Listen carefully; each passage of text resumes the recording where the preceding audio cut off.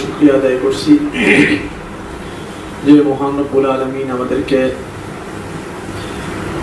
মিশকাত শরীফের দর্সের আজকে চতুর্থ ক্লাসে আসার এবং বসার তৌফিক দান করেছেন। এজন্য আল্লাহ তাআলার দরবারে শুকরিয়া আদায় করে বলি আলহামদুলিল্লাহ। আমরা আমাদের ভাইদেরকে শেয়ার করে তাড়াতাড়ি আমাদের এই প্রোগ্রামে শরীক হওয়ার জন্য উদ্বুদ্ধ করি এবং সবাইকে শরীক হওয়ার সুযোগ করে দেই।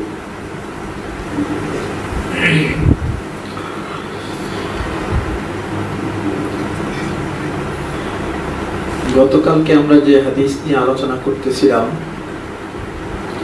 সে হাদিসের শেষে যেহেতু সময় শেষ হয়ে গিয়েছিল, তো একটা আলোচনা আমাদের বাকি রয়ে গেছিল।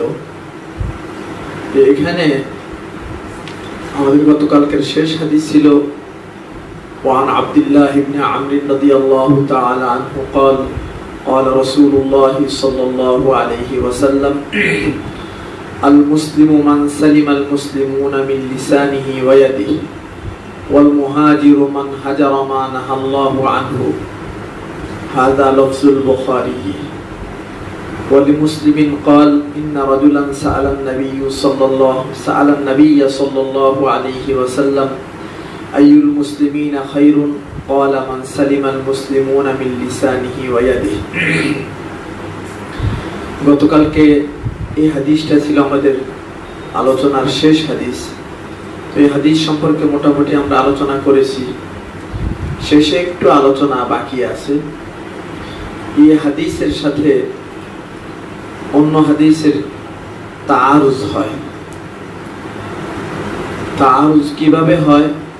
যে মুসলিম শরীফের বর্ণনা মোতাবেক এখানে হযরত রাসূলুল্লাহ সাল্লাল্লাহু আলাইহি সাল্লামকে জিজ্ঞাসা করা হয়েছে যে আইয়ুল মুসলিমিনা খায়রুন, উত্তম মুসলমান কারা, কোন মুসলমান উত্তম? এখানে আল্লাহর হাবিব সাল্লাল্লাহু আলাইহি ওয়াসাল্লাম জবাবে বলেছেন মান সালিমাল মুসলিমুনা মিন লিসানিহি ওয়া ইয়াদিহি, যার জবান এবং হাত হতে অপর মুসলমানরা নিরাপদে থাকে, অপর মুসলমানরা নিরাপদ রয়েছে।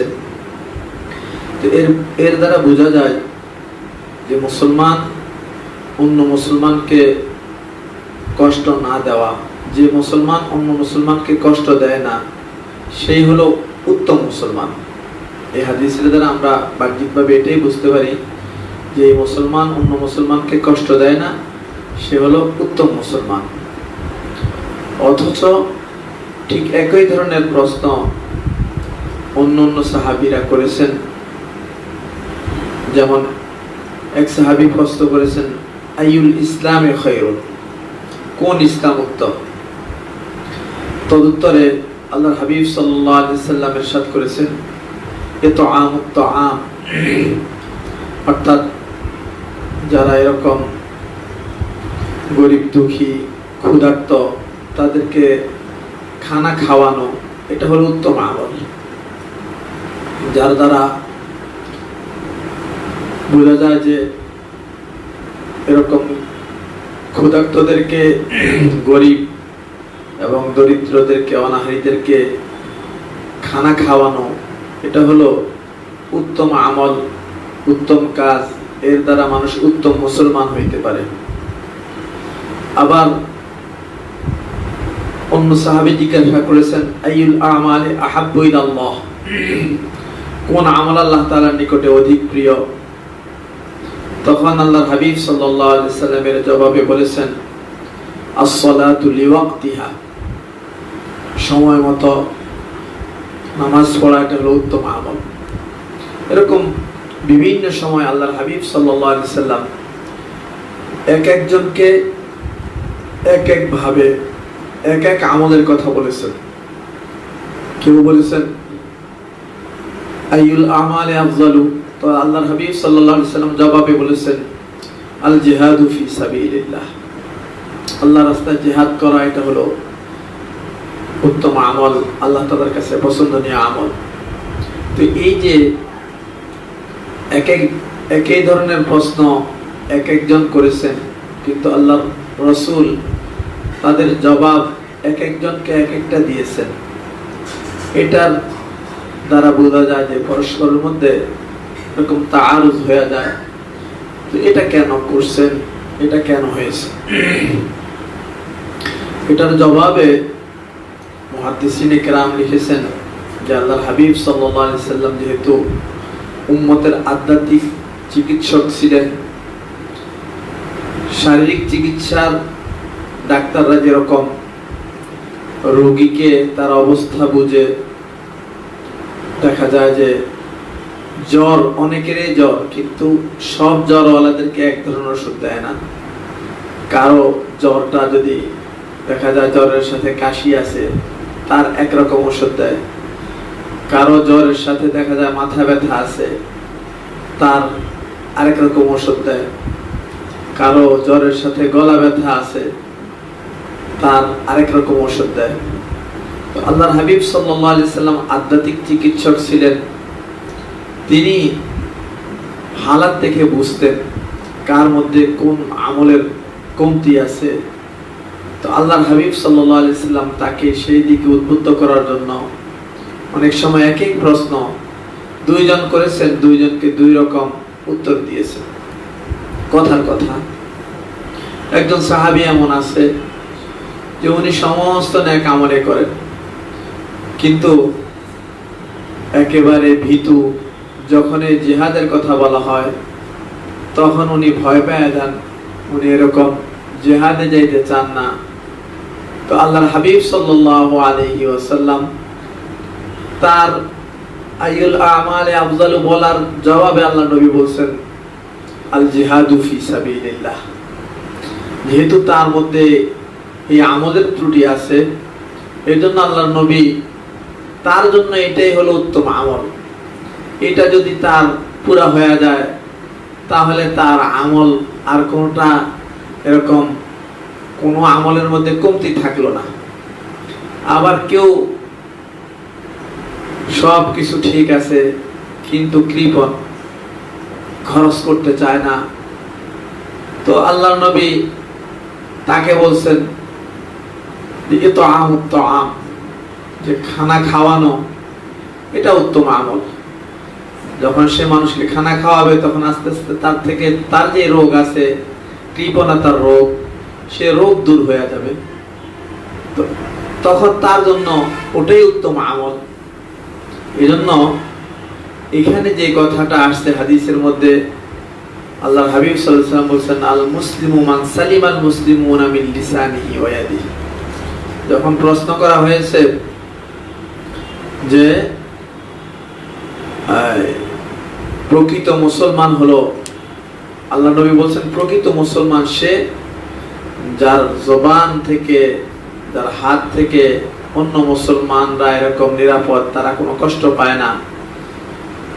তো এই জবাব আল্লাহ রাসূল হয়তো ওই সাহাবীকে দিয়েছেন, তাদেরকে বলেছেন যারা হয়তো এই লাইনে একটু দুর্বল, এই জন্য তাদেরকে বলছেন যে অন্য মুসলমানদেরকে যদি তুমি কষ্ট না দাও এটা হলো উত্তম আমল। এই জন্য হাদিসের মধ্যে বিভিন্ন সময় এরকম প্রশ্ন আমরা দেখব যে একই প্রশ্ন একাধিক সাহাবায়ে কেরাম করেছেন, কিন্তু আল্লাহর হাবিব জবাব এক একজনকে এক এক রকম দিয়েছেন। তো এটার জবাব কি? এটার জবাব হলো যে আল্লাহর হাবিব যেহেতু হাকিম ছিলেন, তিনি আধ্যাত্মিক রোগের চিকিৎসক ছিলেন, কার জন্য কি প্রযোজ্য, কার জন্য কি দরকার, কাকে কোন আমল দিলে তার জন্য বেশি উপকারী হবে, আল্লাহর হাবিব সাল্লাল্লাহু আলাইহি ওয়াসাল্লাম তাকে সেই আমলে বাতলাইছেন, সেই আমলে তাকে বলছেন। তো সুতরাং পরস্পরের মধ্যে কোনো তাআরুজ আর থাকবে না।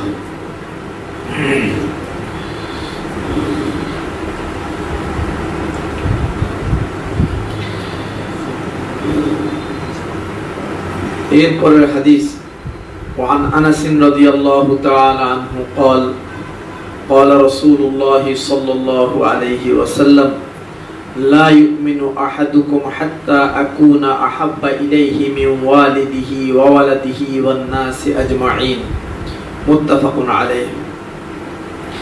হযরত আনাস ইবনে মালিক রাদিয়াল্লাহু তাআলা আনহু থেকে বর্ণিত, তিনি বলেন, রাসূলুল্লাহ সাল্লাল্লাহু আলাইহি ওয়াসাল্লাম ইরশাদ করেছেন, তোমাদের মধ্যে কেউ ততক্ষণ পর্যন্ত পরিপূর্ণ মুমিন হতে পারবে না যতক্ষণ পর্যন্ত আমি তার নিকট তার পিতামাতা, সন্তান সন্ততি এবং অন্যান্য সকল মানুষ হতে অধিক ভালোবাসার পাত্র না হব।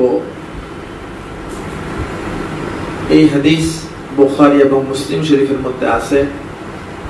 তো এখানে আল্লাহর হাবিব সাল্লাল্লাহু আলাইহি ওয়াসাল্লামকে সবথেকে বেশি ভালোবাসতে হবে।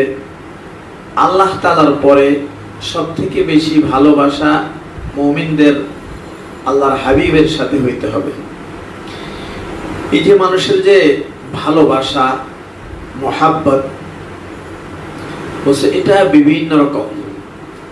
কিছু আছে মহাব্বতে তবঈ, কিছু আছে মহাব্বতে আকলি, আর কিছু আছে মহাব্বতে ঈমানি। মহাব্বত কয় প্রকার? মানে বলা হয় যে মহাব্বত তিন প্রকার। একটা হলো মহাব্বতে তবঈ, আরেকটা হলো মহাব্বতে আকলি, আরেকটা হলো মহাব্বতে ঈমানি।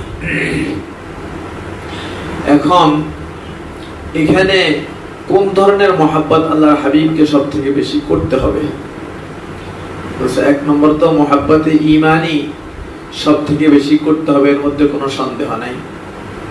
কিন্তু সাথে সাথে মহাব্বতে তবঈ যেটা মানুষ করে, মহাব্বতে আকলিও আল্লাহর হাবিবকে সব থেকে বেশি করতে হবে।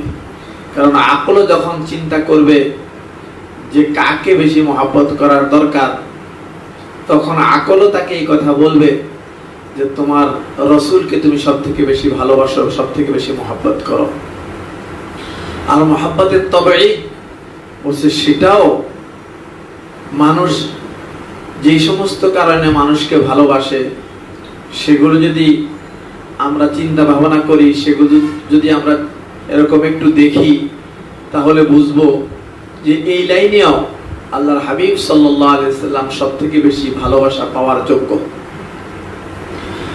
উদাহরণস্বরূপ আমরা যদি একটু চিন্তা করি তাহলে বুঝতে পারবো যে মানুষ মানুষকে মহাব্বত করে সাধারণত চার কারণে একজন মানুষ আরেকজন মানুষকে ভালোবাসে, মহাব্বত করে।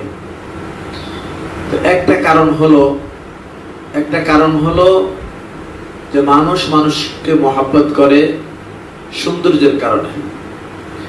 কেউ যদি সুন্দর হয়, এই সৌন্দর্যের কারণে মানুষ মানুষকে ভালোবাসে। সুন্দর যে কোনো জিনিসকে মানুষ ভালোবাসে। একটা সুন্দর ফুলকেও মানুষ পছন্দ করে, ভালোবাসে। একটা যে কোনো জিনিস যেটা দেখতে সুন্দর, এই সৌন্দর্যের কারণে মানুষ তাকে ভালোবাসে। তো মানুষের তবিয়ত হলো, মানুষ যে কোনো সৌন্দর্য দেখলে, সুন্দর মানুষকে দেখলে মানুষ মানুষকে ভালোবাসে, তাকে ভালোবাসার জন্য এরকম মানুষের তবিয়ত সেদিকে মাইল হয়, সেদিকে ঝুঁকে পড়ে।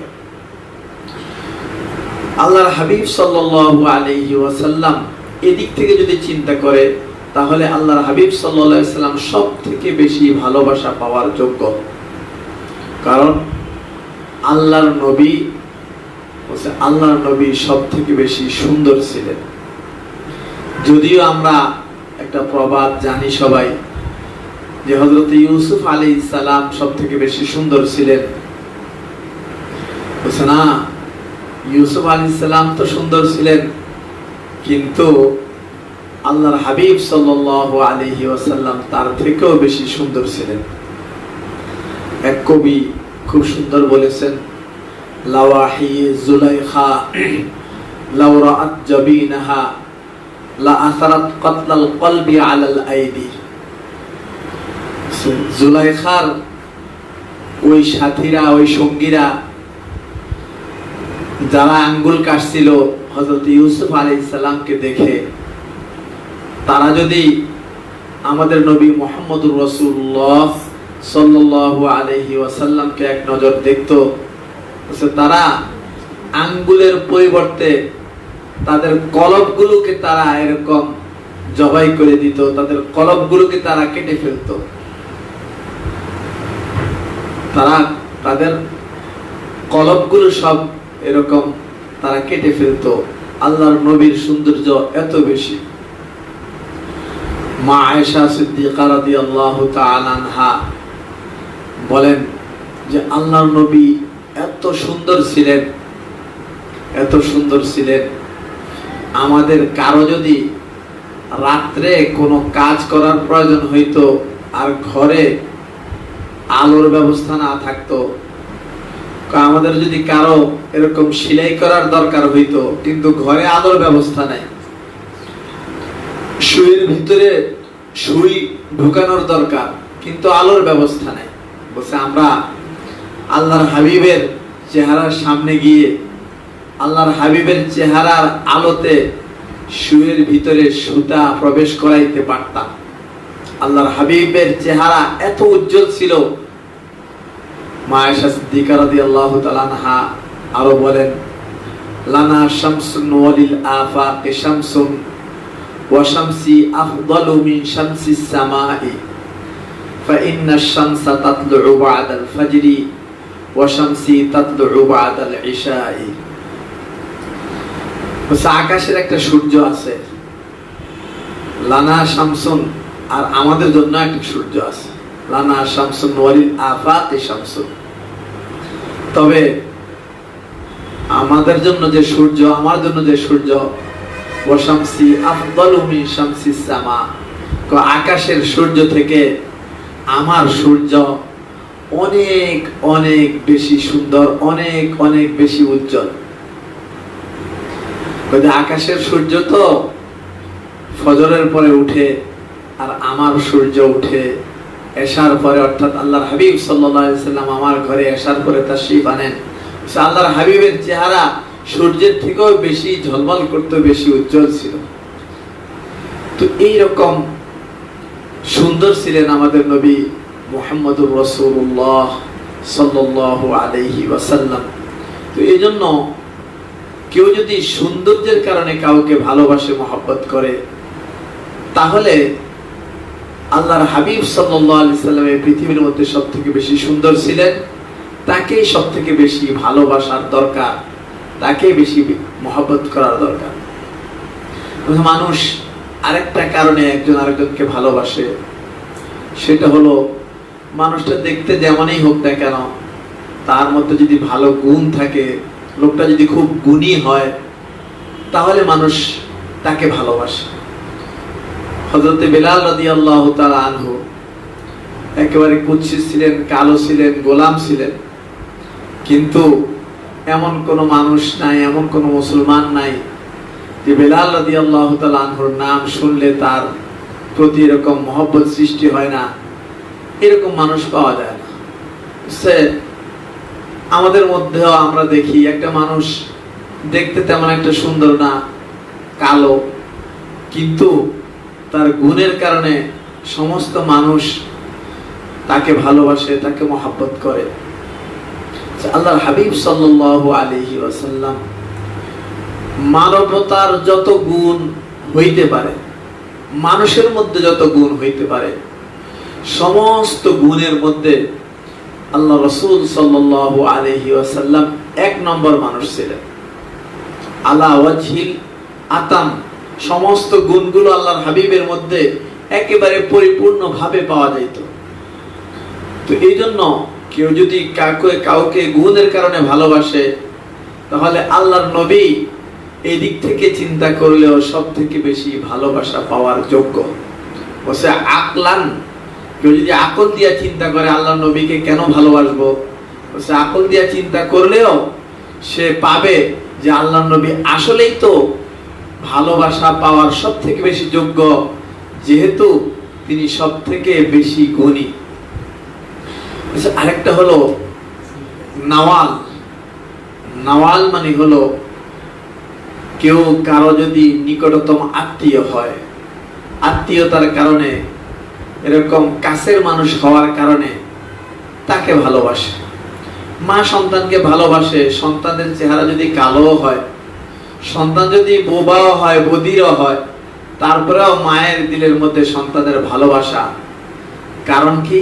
বলছে মা আর সন্তান এখানে সব থেকে নিকটের সম্পর্ক। আল্লাহর হাবিব সাল্লাল্লাহু আলাইহি ওয়াসাল্লামের সাথে আমাদের সম্পর্কটাও এরকম গভীর। আল্লাহর হাবিব সাল্লাল্লাহু আলাইহি সাল্লাম সম্পর্কে আল্লাহ রাব্বুল আলামিন কোরআনে কারীমের মধ্যে ইরশাদ করেন, আন-নাবিয়্যু আওলা বিল মুমিনিনা মিন আনফুসিহিম ওয়া আজওয়াজুহু উম্মাহাতুহুম। আন-নাবিয়্যু আওলা বিল মুমিনিনা মিন আনফুসিহিম, বলছে নবী মুমিনদের কাছে সব থেকে বেশি ভালোবাসার যোগ্য, সব থেকে বেশি নিকটে।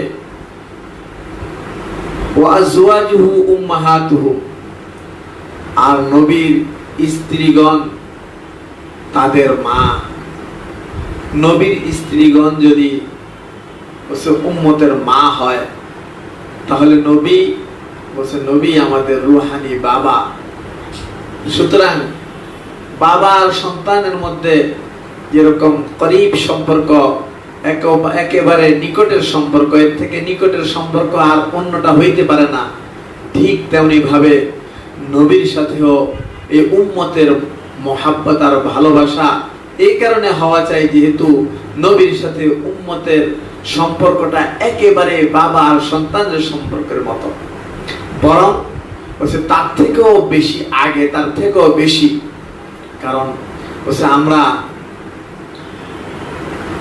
আলমে আরওয়াহ থেকে মায়ের পেটের মাধ্যমে বাবার উসিলায়, মা বাবার উসিলায় দুনিয়াতে আসছি, কিন্তু নবীর উসিলায় এই গান্দা দুনিয়া থেকে আমরা জান্নাতে যাব।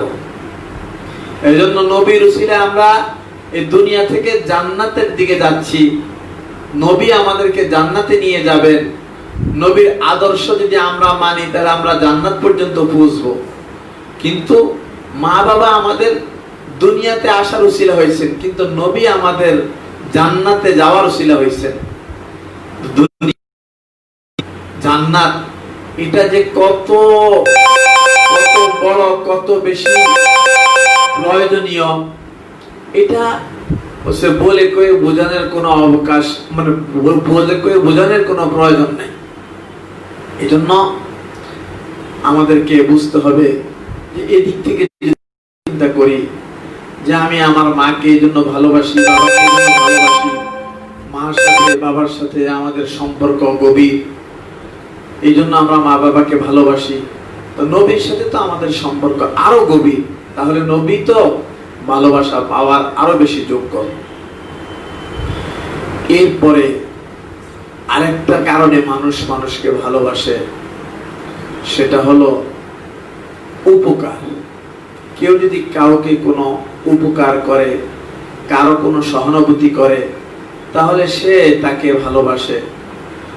সে একটা প্রবাদও আছে আরবিতে, আল ইনসান ও আবদুল ইহসান, মানুষ সহানুভূতির দাস, মানুষ সহানুভূতির গোলাম। কেউ যদি কারো সহানুভূতি করে, সে তার দাস হয়ে যায়। কোরআনে কারীমের মধ্যে এরকম আছে, হাল জাযাউল ইহসানি ইল্লাল ইহসান, যে ইহসানের বদলা তো ইহসানই হবে। তো মানুষ সহানুভূতির দাস। মানুষের প্রতি সব থেকে বেশি সহানুভূতিশীল হলেন আমাদের নবী, আকায়ে নামদার, তাজদার মদিনা, মুহাম্মদুর রাসূলুল্লাহ সাল্লাল্লাহু আলাইহি ওয়াসাল্লাম। কেননা আল্লাহর নবীর শাফাআত ছাড়া কেউ জান্নাতে যাইতে পারবে না। কাল কিয়ামতের ময়দানে সমস্ত নবীরা পর্যন্ত নাফসি নাফসি বলবেন, নিজেরা কিভাবে বাঁচতে পারবেন, নিজেরা কিভাবে আল্লাহ তাআলার আযাব ও গজব থেকে বাঁচবেন, এই ফিকিরে থাকবেন। কিন্তু একজন মাত্র ব্যক্তি, যিনি সেই দিনও বলবেন উম্মতি উম্মতি রব্বি হাবলি উম্মতি, হে আল্লাহ আমার উম্মতের কি হবে, আল্লাহ আমার উম্মতের কি হবে, সেদিনও যিনি আমাদের জন্য কাঁদবেন, তিনি হলেন আমাদের নবী, আমাদের আকা হযরত মুহাম্মদ মুস্তাফা সাল্লাল্লাহু আলাইহি ওয়াসাল্লাম। সুতরাং কেউ যদি অনুগ্রহের কারণে কাউকে ভালোবাসে, তো সব থেকে বেশি অনুগ্রহশীল আমাদের প্রতি আমাদের নবী। অনেক কাহিনী আছে, অনেক ঘটনা আছে, আলোচনা করলে লম্বা আলোচনা করা যাবে। আল্লাহ নবী উম্মতের প্রতি কত দরদি ছিলেন, উম্মতের জন্য কত কান্নাকাটি করছেন, উম্মতের জন্য কত কত কষ্ট তিনি এরকম সহ্য করছেন। এই উম্মতের জন্য সারা জিন্দেগি কাঁদছেন, এখনো কাঁদতেছেন, কিয়ামতের ময়দানে উম্মতি উম্মতি বলে তিনি কাঁদবেন। তাহলে আমাদের সব থেকে বড় হিতাকাঙ্ক্ষী, সব থেকে বড় দরদি, আমাদের উপর সব থেকে বেশি ইহসানকারী আমাদের আকা, আমাদের নবী, আমাদের রাসূল হযরত মুহাম্মদ মুস্তাফা সাল্লাল্লাহু আলাইহি ওয়াসাল্লাম। সুতরাং কেউ যদি এরকম আমলের দিক থেকে চিন্তা করে যে আমার কে বেশি উপকার করছে, আমি তার কি করব, আমি তাকে ভালোবাসবো, তাকে মহব্বত করব, তাহলে আমরা এক নম্বরে পাবো আমাদের নবীকে।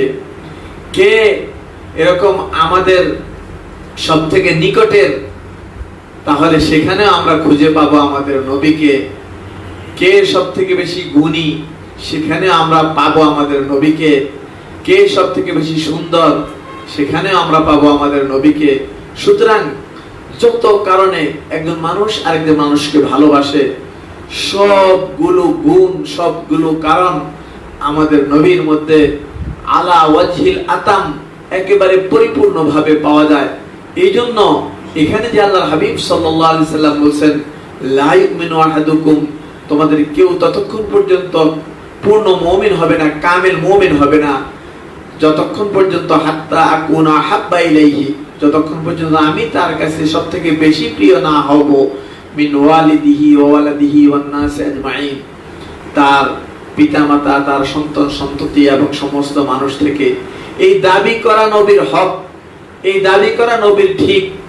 দাবি যেহেতু নবী করছেন, আমরা যখন দেখলাম যে আসলে সর্বদিক থেকে তিনি এসেছিল হকদার, সুতরাং আমরা যে যত বেশি নবীকে ভালোবাসবো, নবীর বেশি ইত্তেবা করব, তত বেশি আমরা লাভবান হব।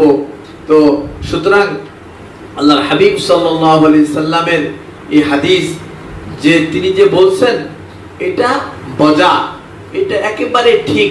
তিনি সব থেকে বেশি মহাব্বত পাওয়ার যোগ্য। বলছে একজন মানুষ সব থেকে তো বেশি ভালোবাসবে তার মুনিব আল্লাহকে, সব থেকে বেশি ভালোবাসবে আল্লাহকে, আর মানুষের মধ্যে সব থেকে বেশি ভালোবাসবে আল্লাহর হাবিবকে। আল্লাহকে ভালোবাসবে, আল্লাহ তাআলা কোরআনে বলছেন, ওয়াল্লাযীনা আমানু আশাদ্দু হুব্বাল লিল্লাহ, যারা ঈমানদার তারা আল্লাহ তাআলাকে সব থেকে বেশি ভালোবাসে। তো সুতরাং আল্লাহর পরে কাউকে যদি কেউ ভালোবাসে, সব থেকে বেশি ভালোবাসতে হবে আল্লাহর নবীকে। হযরত ওমর রাদিয়াল্লাহু তাআলা আনহু একদিন আল্লাহর হাবিব সাল্লাল্লাহু আলাইহি সাল্লামকে বললেন, ইয়া রাসূলুল্লাহ, আমি সব কিছু থেকে বেশি ভালো আপনাকে বাসি, কিন্তু আমার জান থেকে না। আল্লাহর হাবিব সাল্লাল্লাহু আলাইহি সাল্লাম বললেন, হে ওমর, এখনো না। কিছুক্ষণ ওমর রাদিয়াল্লাহু তাআলা আনহু চুপ থেকে এরপর বললেন, ইয়া রাসূলুল্লাহ, এখন আমি আপনাকে আমার জান থেকেও বেশি ভালোবাসি। আল্লাহর হাবিব সাল্লাল্লাহু আলাইহি সাল্লাম বললেন, আল আন ইয়া ওমর, আল আন ইয়া ওমর, হে ওমর, এখন, অর্থাৎ এখন তোমার ঈমান পরিপূর্ণ হয়েছে, এখন তুমি কামিল মুমিন হয়েছো। এজন্য আল্লাহর হাবিবের ভালোবাসা কিভাবে আমাদের মধ্যে আসবে, এটা একটা বোঝার বিষয়। আল্লাহর হাবিব সাল্লাল্লাহু আলাইহি ওয়াসাল্লামের ভালোবাসা সবথেকে বেশি আসবে আল্লাহর হাবিবের ইত্তেবা দ্বারা।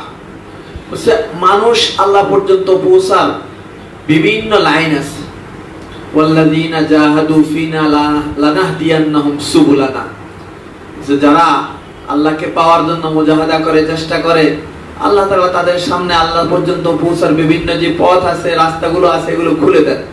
যে বিভিন্ন পথ আছে, বিভিন্ন পথ আছে আল্লাহ পর্যন্ত পৌঁছার, কিন্তু সব থেকে উত্তম পথ, সব থেকে সহজ পথ হচ্ছে আল্লাহর হাবিবের ইত্তেবা।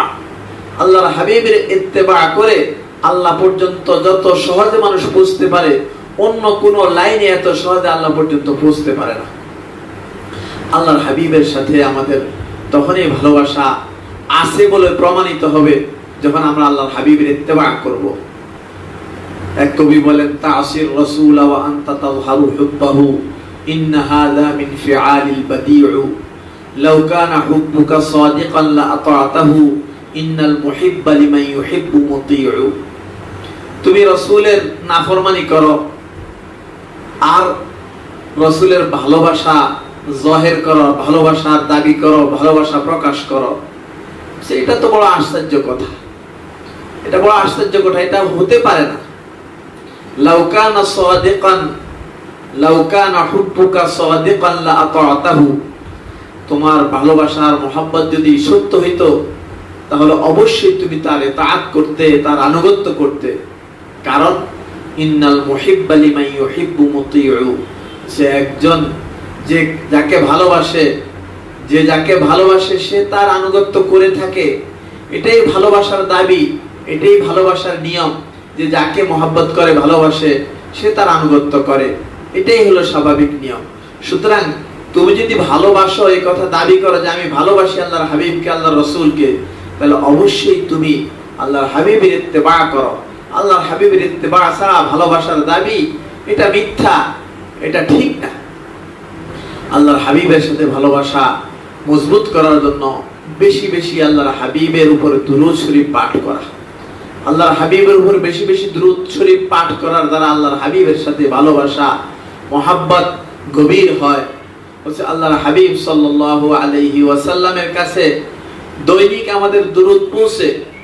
আমরা কেউ যখন আল্লাহর হাবিবের নামে দুরূদ পড়ব, তখন সাথে সাথে এই দুরূদ আল্লাহর হাবিবের দরবারে পৌঁছে যাবে।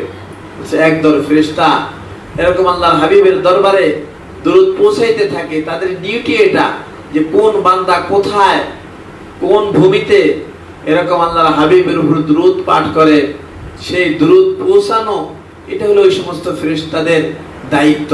বলছে তারা আল্লাহর হাবিবের সামনে গিয়ে বলছে নাম সহ, একেবারে নাম সহ, তার বাবার নাম সহ এরকম তাদেরকে দুরূদ পৌঁছায়া দেয়, যে অমুক অমুক এরকম আপনাকে দুরূদ শরীফ পাঠাইছে, অমুকের ছেলে অমুক আপনাকে এরকম দুরূদ শরীফ, আপনার নিকটে দুরূদ শরীফ পাঠাইছে।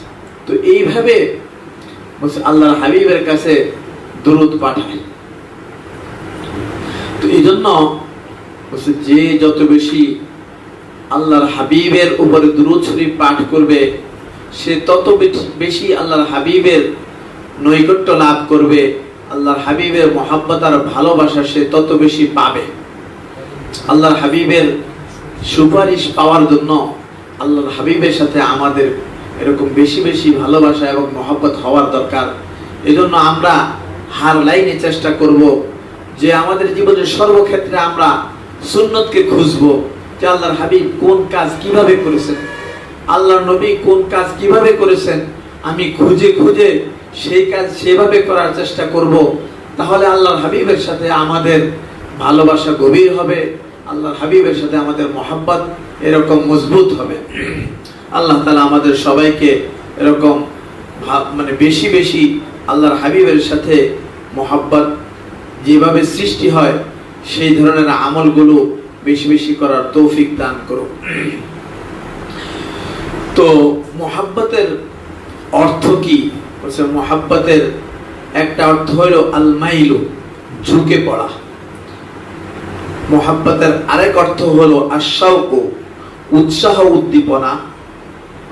আরেকটা মহাব্বতের অর্থ হলো তাওয়াজ্জুহুল কলব, অন্তরের আগ্রহ। মহাব্বতের এই অর্থগুলো, এই তিনটা অর্থ বলছে মোটামুটি একটার সাথে আরেকটা এরকম প্রায় কাছাকাছি। বলছে যখন কারো প্রতি কারো এরকম এই অন্তরের মহাব্বত হয়, তখন সে তার দিকে ঝুঁকে পড়ে এবং সে তার কাছে যাওয়ার জন্য, তার এরকম নৈকট্য হাসিলের জন্য তার দিলের মধ্যে উৎসাহ উদ্দীপনা সৃষ্টি হয়। তো এগুলো কাছাকাছি অর্থ।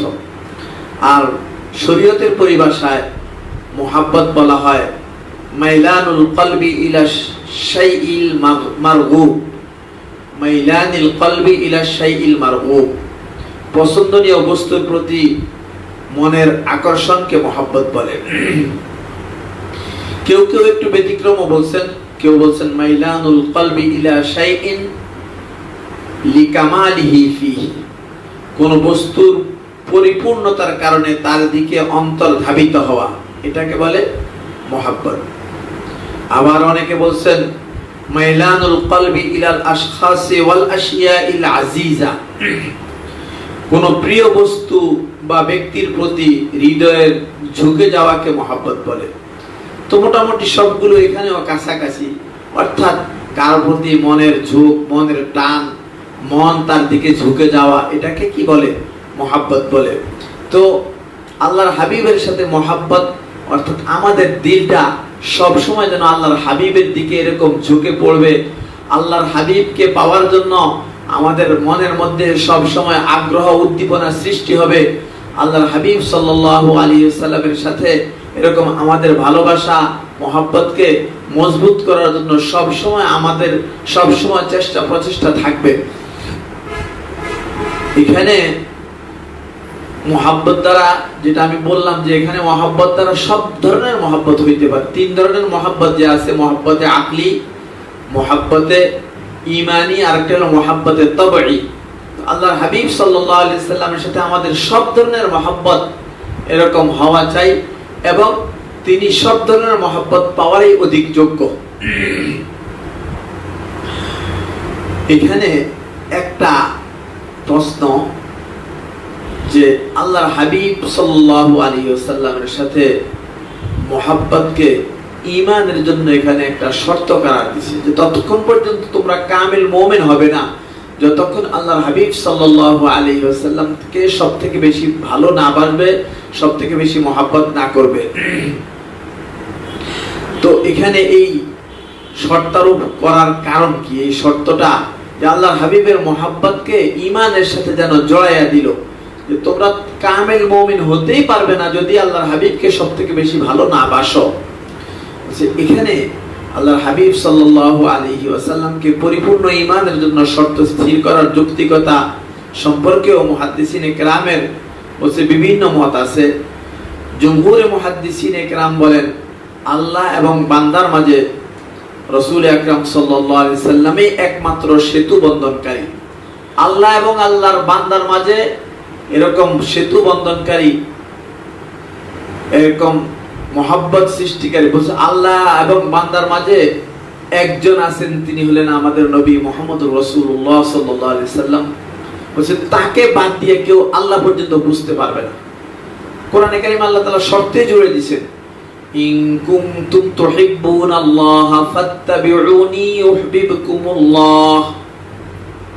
বলছে যদি তোমরা আল্লাহ তাআলাকে ভালোবাসতে চাও, ইন কুনতুম তুহিব্বুনাল্লাহ ফাত্তাবিউনি, আল্লাহ তাআলা শর্ত জুড়ে দিয়েছেন। আল্লাহর হাবিবকে বলছেন আপনি বলে দিন তোমরা আমার ইতাআত করো, আমার আনুগত্য করো, তাহলে কি হবে?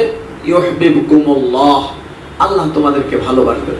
তো বলছে বান্দা এবং আল্লাহর মাঝখানে সেতু বন্ধনকারী হলেন আল্লাহর হাবিব সাল্লাল্লাহু আলাইহি ওয়াসাল্লাম। এই কারণে ঈমানের পূর্ণতার জন্য বলছে আল্লাহর হাবিবের মহাব্বতকে এখানে শর্ত হিসাবে এরকম জুড়ে দিয়েছেন, শর্ত করার দিয়েছেন। আল্লাহ রাসূলের আনুগত্য ছাড়া কেউ আল্লাহ পর্যন্ত বুঝতে পারবে না। আল্লাহ রাসূলের বলছে কোনো আমল হিসাবেই গণ্য হবে না যতক্ষণ পর্যন্ত সেখানে সুন্নতের সিল মোহর না লাগে।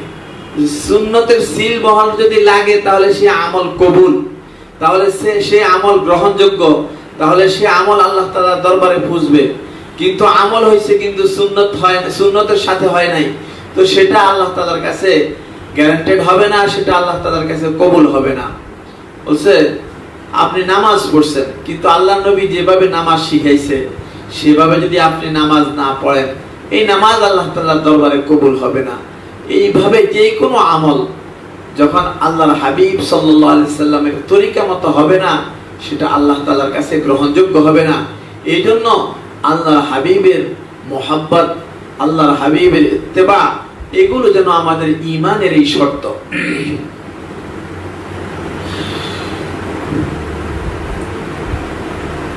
এখানে ঈমান দ্বারা কি উদ্দেশ্য? আমি প্রথমে তরজমার মধ্যে সেটা বলে দিয়েছি, লা ইউমিনু আহাদুকুম, তোমাদের কেউ মুমিন হইতে পারবে না। এই মুমিন দ্বারা কি উদ্দেশ্য? সেখানে ঈমান দ্বারা ঈমানে কামেল উদ্দেশ্য, অর্থাৎ তোমাদের কেউ পরিপূর্ণ মুমিন হইতে পারবে না, তোমাদের কেউ ঈমানের মধ্যে কামালিয়াত হাসিল করতে পারবে না, পরিপূর্ণ ঈমানদার হইতে পারবে না যতক্ষণ পর্যন্ত সে আল্লাহর হাবিবকে সবথেকে বেশি ভালো না বাসে।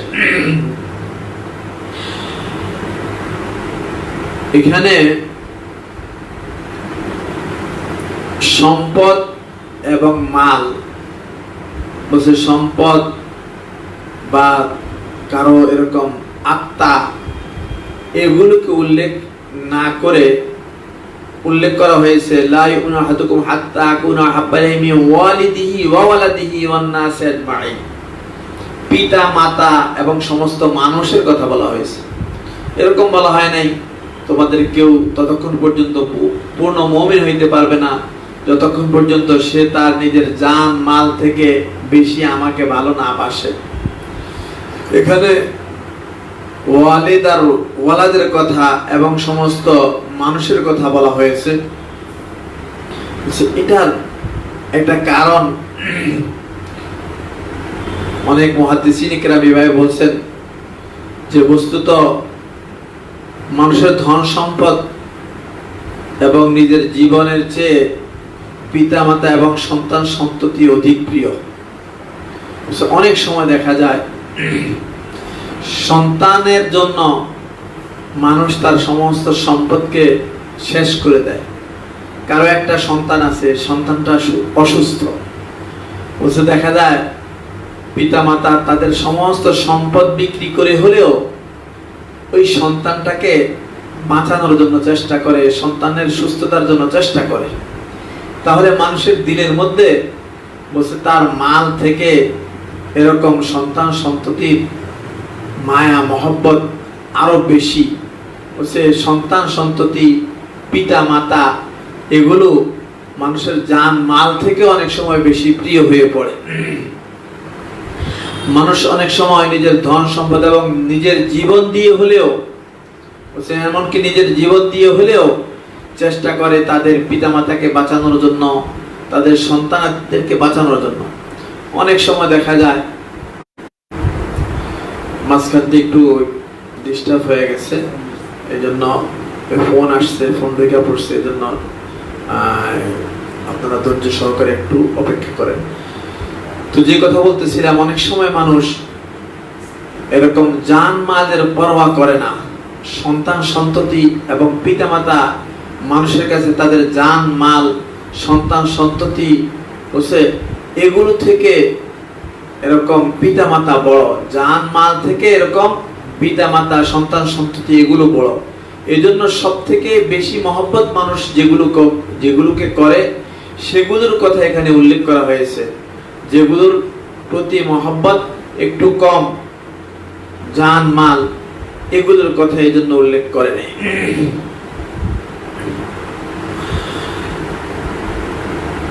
এরপরের হাদিস হলো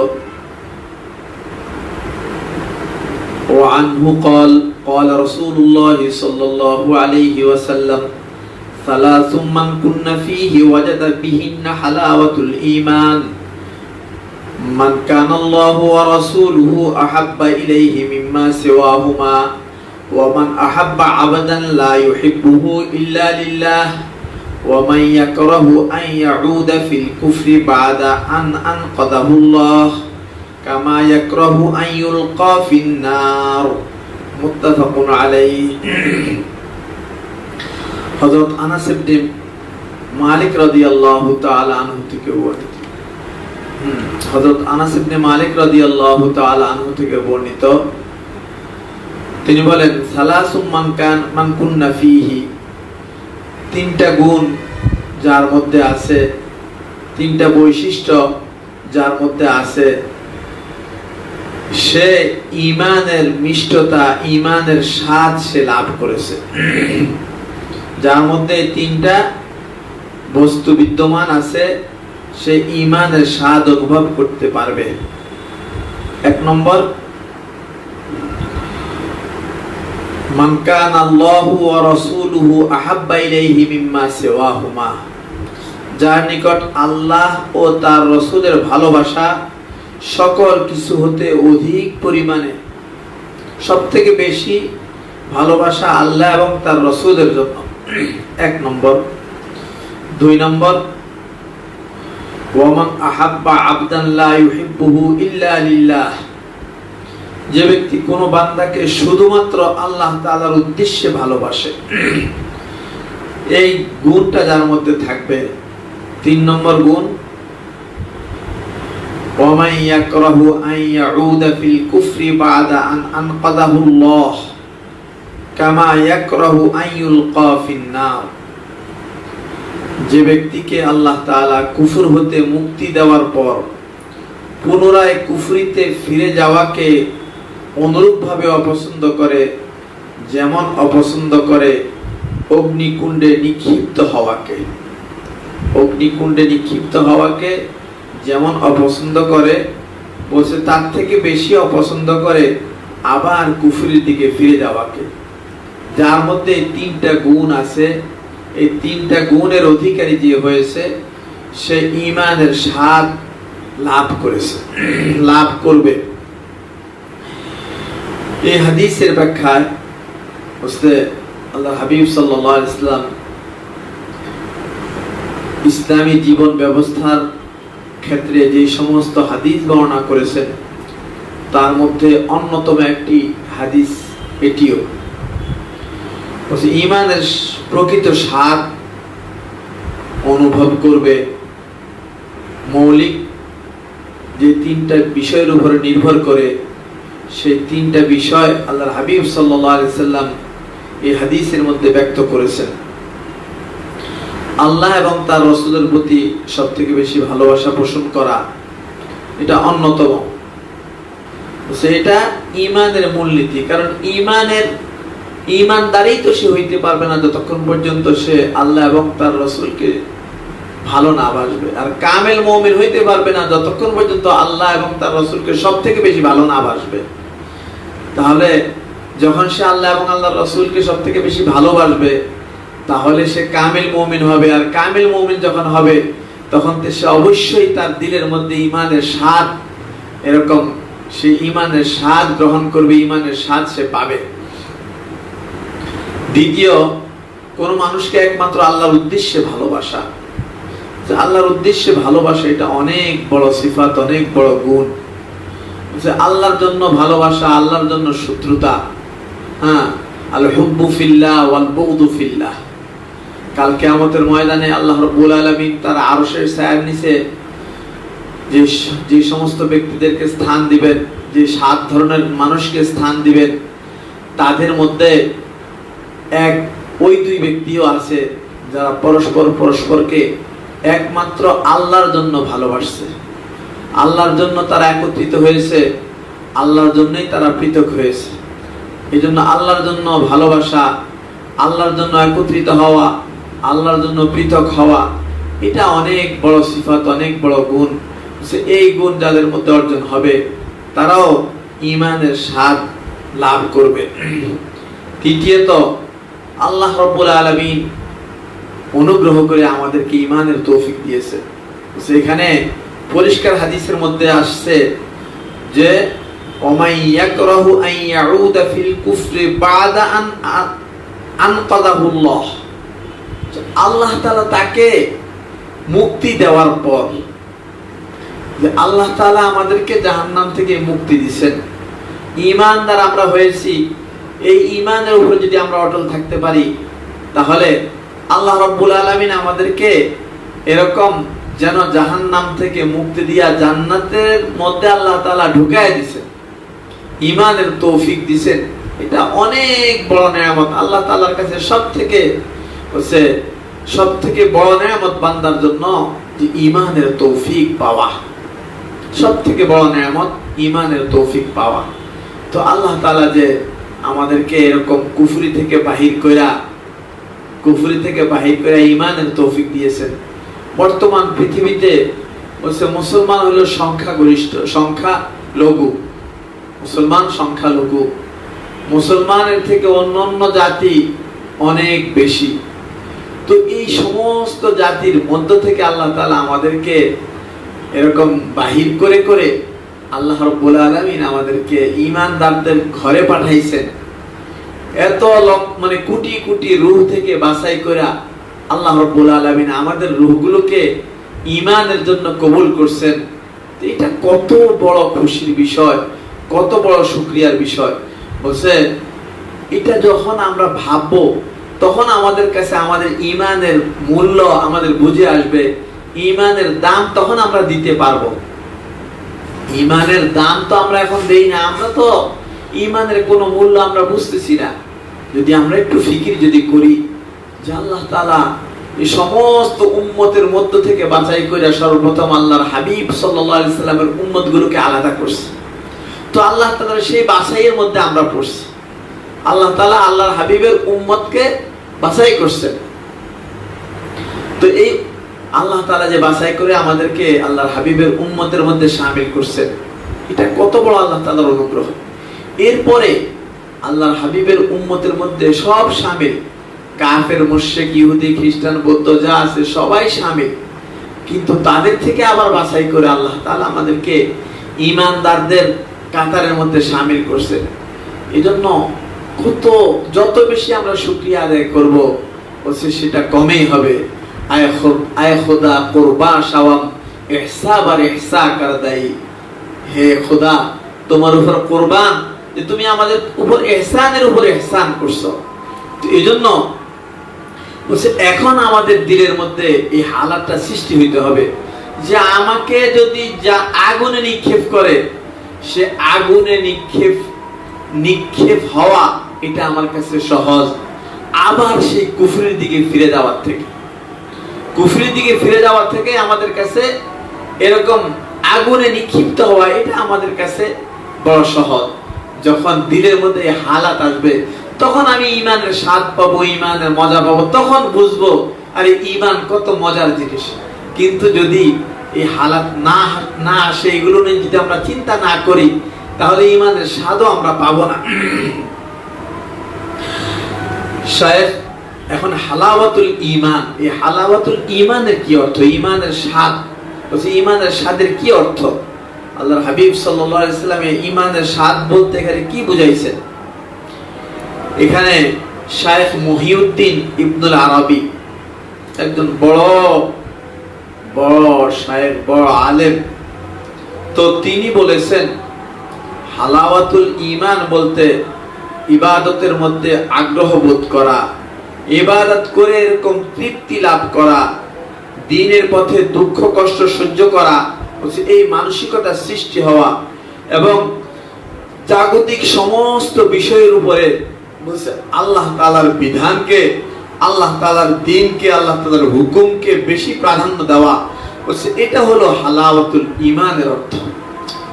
ওয়াজাদা হালাওয়াতুল ঈমান মানে সে ঈমানের হালাওয়াত পাইছে, স্বাদ পাইছে। এর অর্থ কি?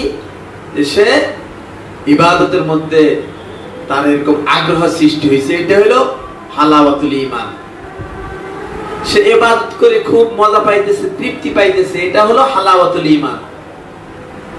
অথবা সে দ্বীনের পথে যে দুঃখ কষ্ট সহ্য করতেছে এটা তার কাছে মজা লাগতেছে, বলছে এটা হলো হালাওয়াতুল ঈমান।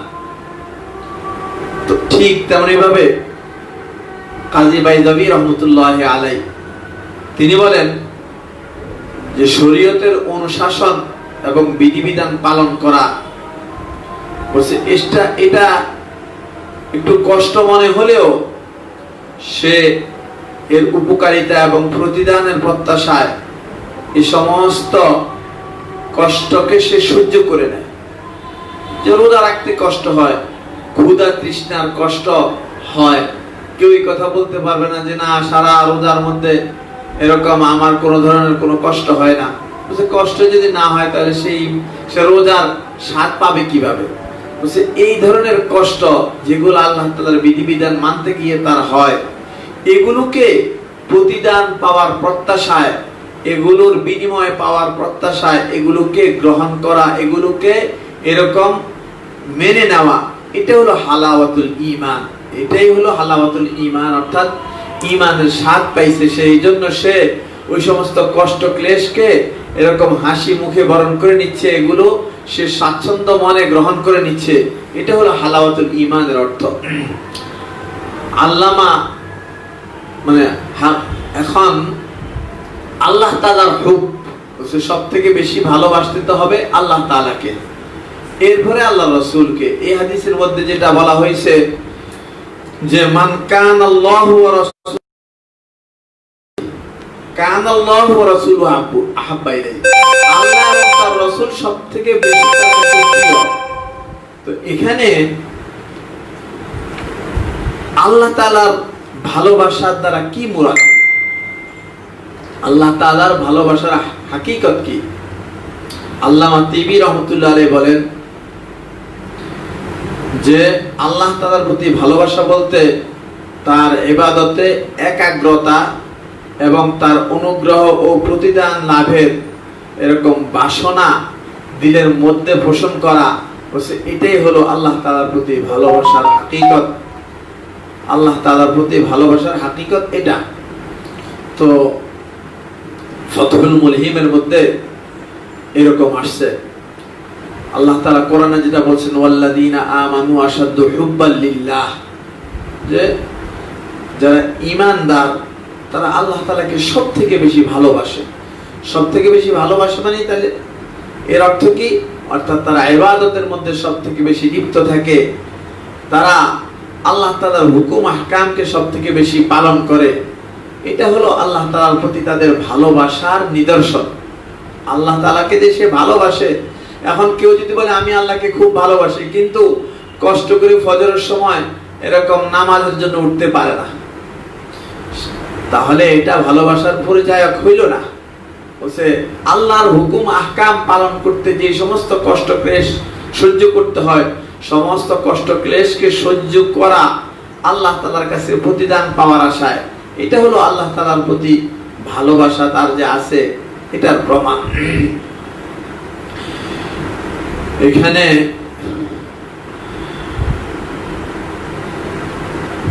ওয়ামান ইয়াকরাহু আন ইয়াউদা ফিল কুফরি এর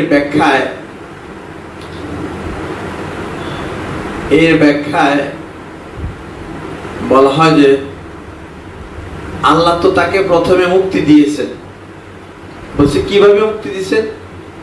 যে সে ইসলামের উপর জন্মগ্রহণ করছে এবং তার উপর বহাল আছে, এটাই হলো এই কুফরি থেকে তাকে মুক্তি দেওয়া।